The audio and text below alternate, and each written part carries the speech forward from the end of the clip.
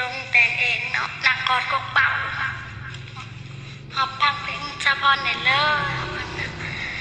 นั่งกอดกกเป่าเหงา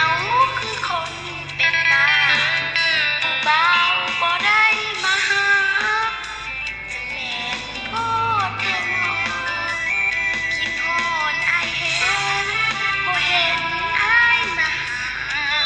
สัญญากันไว้อยู่ที่นั่นเบาเฮโล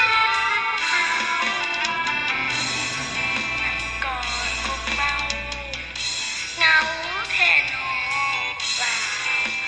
บ่เห็นเบามาหาโทษเห็นน้อง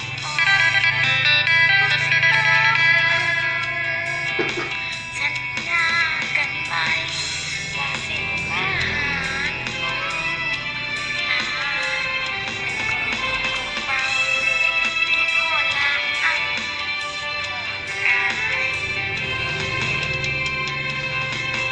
แต่แม่นอายคิดฮอดอายแฮ่ง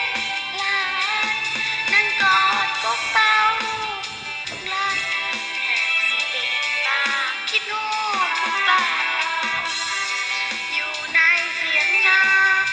คนเดียวนั่งกอดกกเบาอาย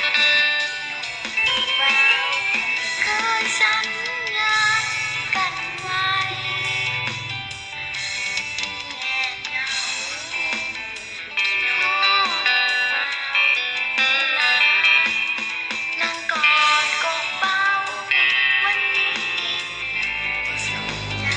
แท้น้อผู้เบาคิดฮอดอายหลายจึงได้ปานนั้นนั่งเศร้าอยู่ในกกเบาฮอดอายแท้น้อเนี่ยคือเพลงนั่งกอดกกเบาเนาะเป็นเพลงใหม่ล่าสุดที่สะพอนสิเอาลงมื้อนี้